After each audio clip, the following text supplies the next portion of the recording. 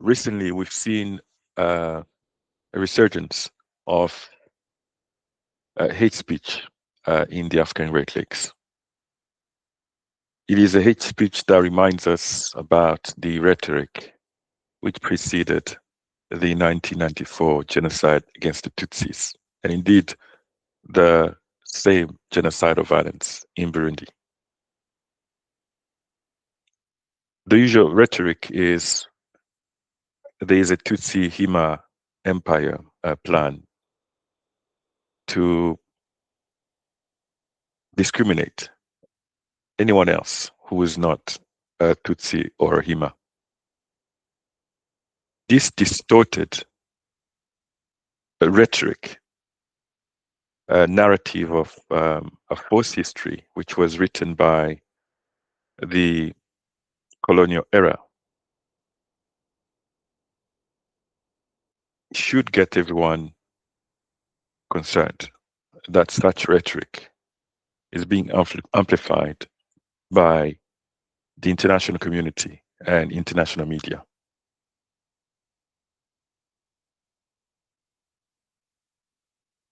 There has been a kingdom set up by Ruhinda in Karagwe, in today's northern Tanzania.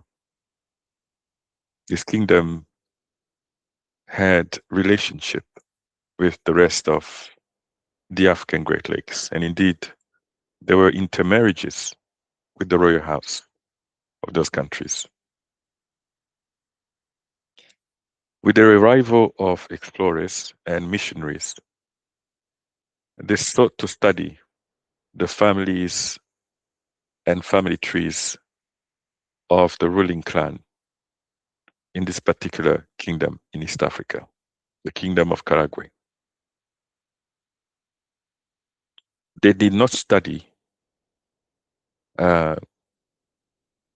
this history with the view to add a missing link in history of the world, but rather they looked for ways to divide, to conquer this great kingdom in East Africa. Fast forward in 2025, people are still victims of the hate agenda of foreign powers in our region.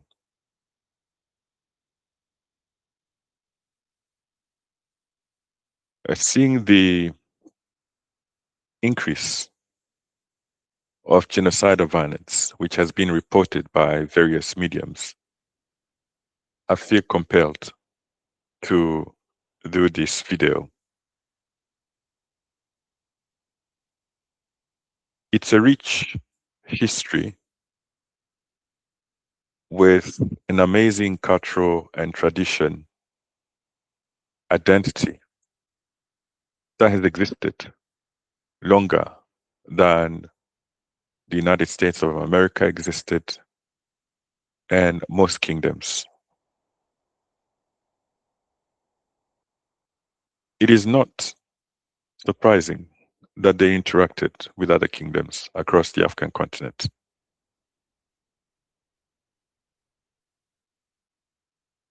But this persistent attempt to dehumanize the descendants of this great kingdom make us determined to challenge those who continue to promote such an agenda.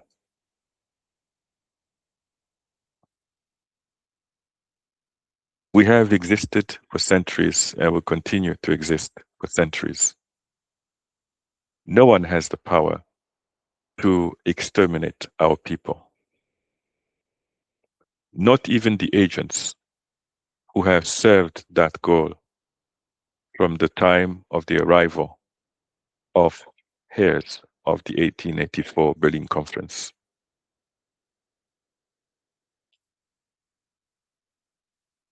In terms of Pan-Africanism, it is so sad that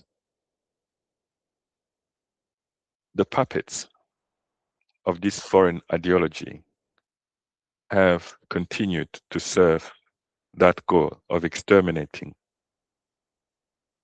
the descendant of Mutut and the descendant of the royal house of the Kingdom of Karagwe. I'm a proud descendant of Mututsi, and I'm a proud descendant of the royal house of the Kingdom of Karagwe. We do not need any permission to exist as a people. Those who have written our history had only one intention: to divide so that they can conquer the land of our ancestors. I take this opportunity to also pay tribute to the victims of CNDD-FDD regime in Burundi, who murdered 200,000 people in 1993. Some even say that it was up to 300,000 Tutsis in 1993. I pay tribute to all victims of this brutal militia, which received international backing to this state.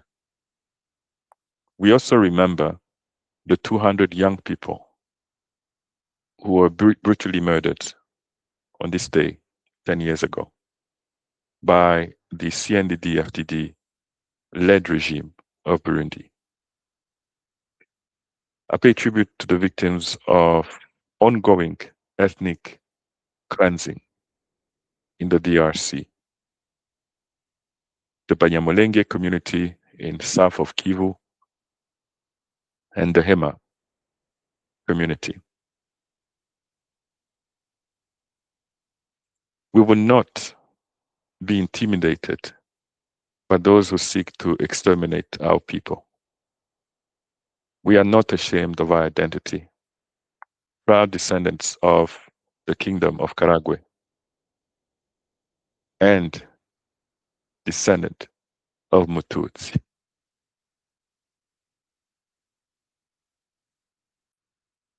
The children and young people who have the same heritage,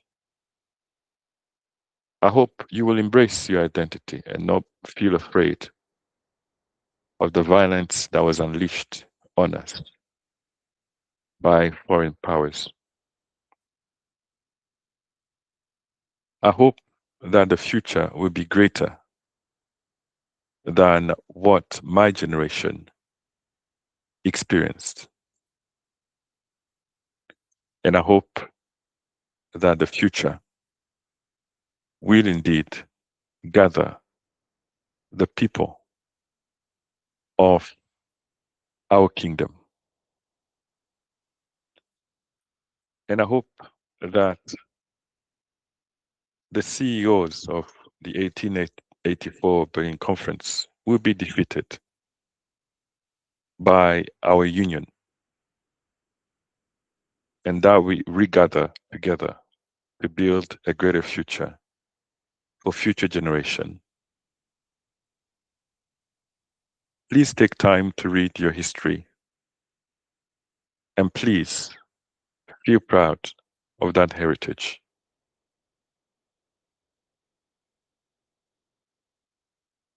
Learning history will help you to reshape and rebuild that lost glory for future generation.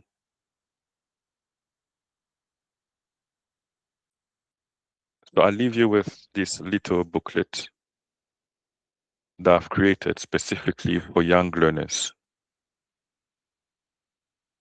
to imagine what was our kingdom foundation. And I hope you will add your own story in the future, when probably I won't be around. So I hope you enjoyed this book I've created just for you to honor the ancestors of the Kingdom of Karagwe.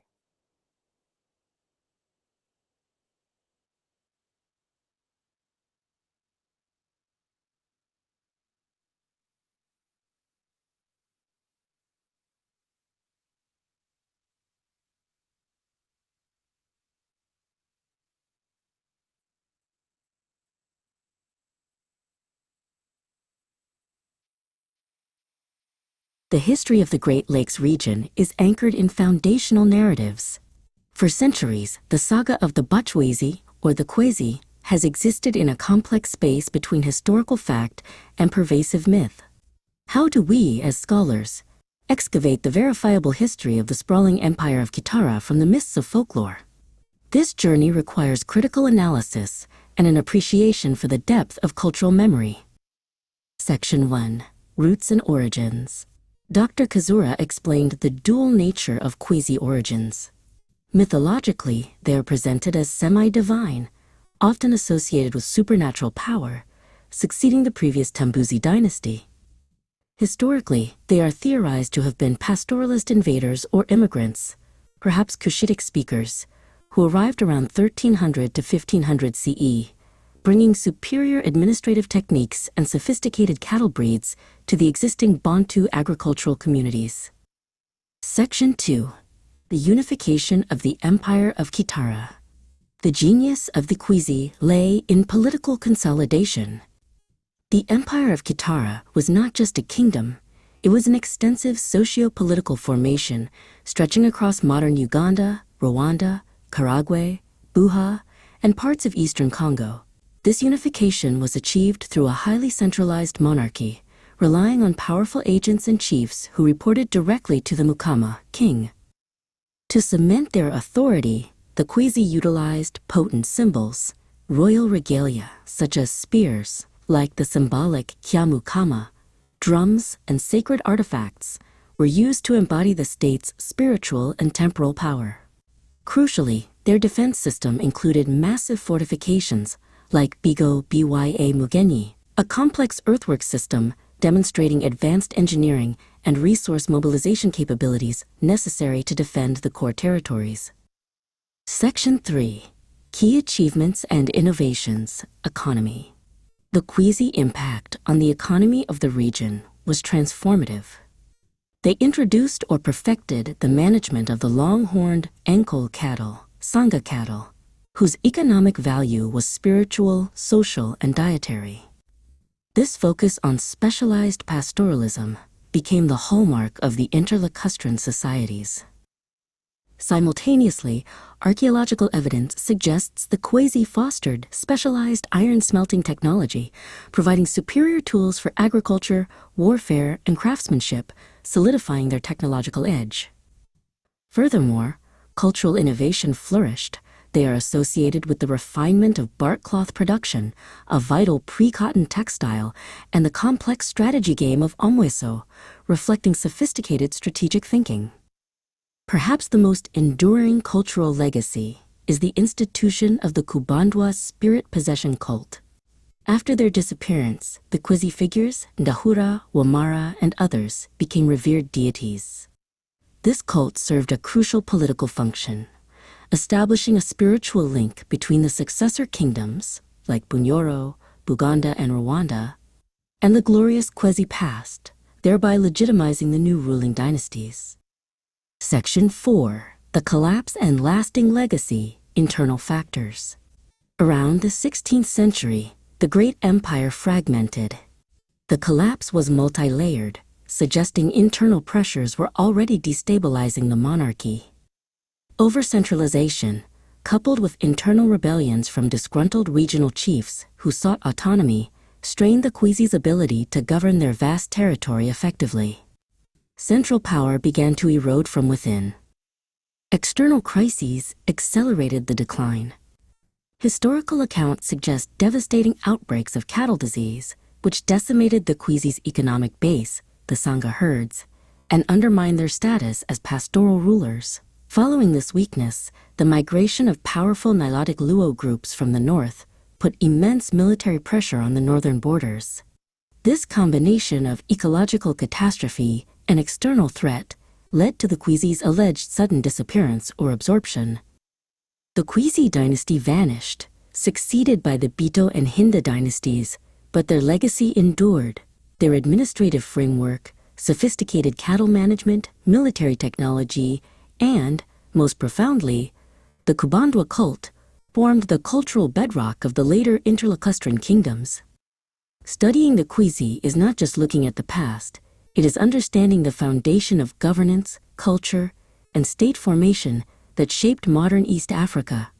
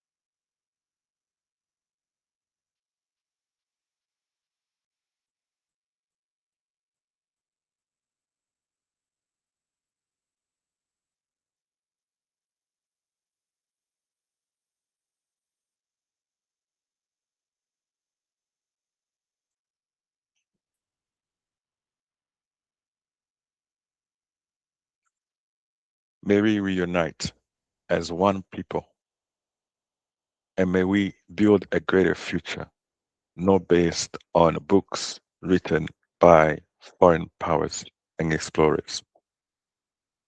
May we be proud of our heritage, and may the God of ancestors heal all our people for all that we went through. May the cycle of genocide be stopped for good in our region. And most importantly, may peace, reconciliation be promoted. I thank you.